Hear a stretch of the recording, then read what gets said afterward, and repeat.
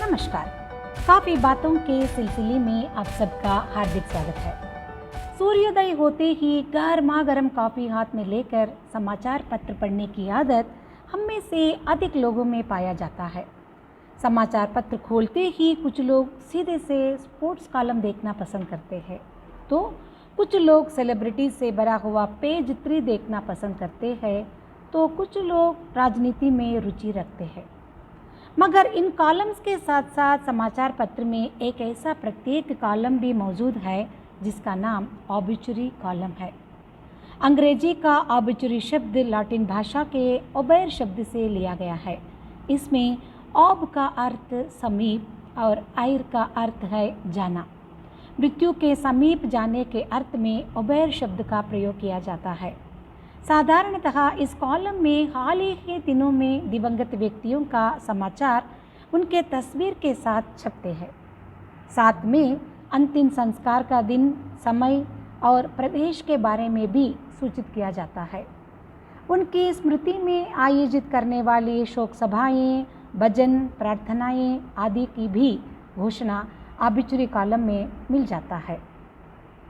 दिवंगत व्यक्ति के तस्वीर के साथ उनकी शैक्षणिक योग्यताएं, उनकी उपलब्धियां यानी अचीवमेंट्स आदि भी सूचित करते हैं। यह सूचना अधिकतर परिवार के सदस्यों के द्वारा या मित्रों के द्वारा, कभी कभी उनसे जुड़ी हुई खास संस्थाओं के द्वारा भी दी जाती है। यह इसलिए दी जाती है कि उस व्यक्ति से जुड़े हुए अनेक लोगों को उनका निधन समाचार का पता हो सके।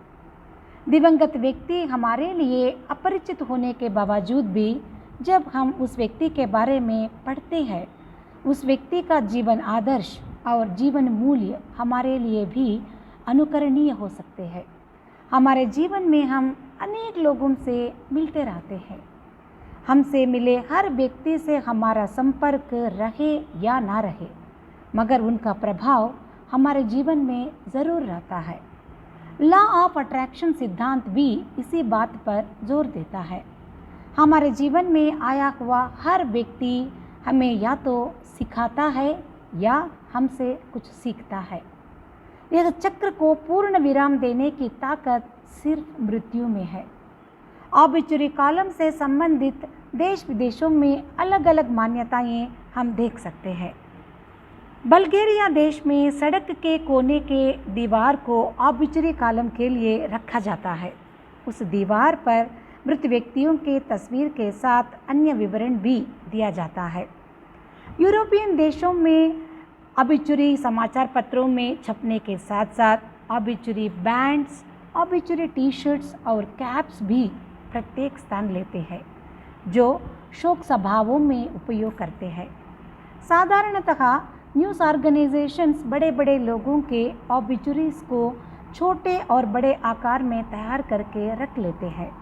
आवश्यकता पड़ने से तुरंत उन्हें वे छपते रहते हैं।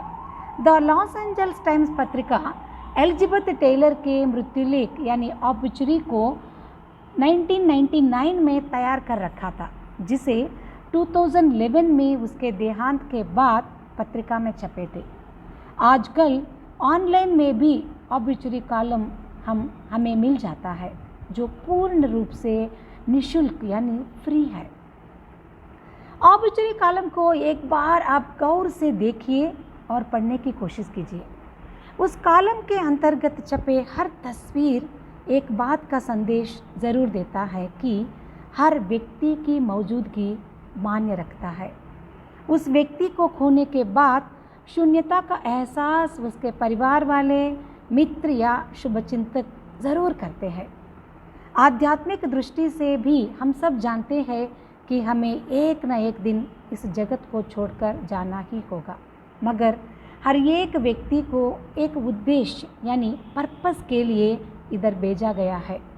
उस लक्ष्य को पूर्ण करना भी हमारा कर्तव्य बन जाता है। मैं इस बात पर इसलिए जोर दे रही हूँ कि आजकल कोविड के कारण बढ़ रही मृत्युओं की संख्या से पूरा संसार सिहर रहा है। हमारा जीवन पर सिर्फ हमारा हक नहीं बनता है। हमारे जीवन का उद्देश्य पूर्ण करने से और हमारे ऊपर आश्रित लोगों को सही मार्ग निर्धारित करने से पहले हमारा निष्क्रमण इस संसार से सरासर अन्याय है। कोविड को लेकर दिन प्रतिदिन अनेक सूचनाएं हम सुन रहे हैं, मगर हम में से कोई भी टस से मस नहीं हो रहा है। जो हमारे हाथ में नहीं है उसके बारे में चिंता करना व्यर्थ है। कम से कम ठीक तरह से मास्क पहनना और सामाजिक दूरी तय करना तो संपूर्ण हमारे बस की बात है ना। इतना तो हम सब लोग कर सकते हैं। भारत सरकार द्वारा नागरिकों को स्वस्थ रखने के लिए तैयार की गई ये वैक्सीन को लेकर आज कई लोग हिचकिचा रहे हैं।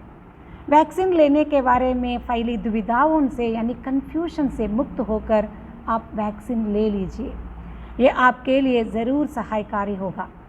आपको ये करना ही होगा क्योंकि आप खास और यूनिक है। आपका कोई डुप्लीकेट वर्जन नहीं है। ये बात ना भूलिएगा कि आप अपने लिए मात्र नहीं बल्कि अनेक व्यक्तियों के लिए भी रिस्पॉन्सिबल है। इस संसार से हमारा निर्गमन होने से पहले, हमारी तस्वीर ऑब्ituary कॉलम में छपने से पहले अपने जीवन का उद्देश्य पूर्ण करना हमारी जिम्मेदारी है। संसार से हमारी विदाई ऐसी होनी चाहिए कि हमारे परिवार के सदस्यों के साथ साथ अनेक दिलों में शून्यता का एहसास हम करा सके।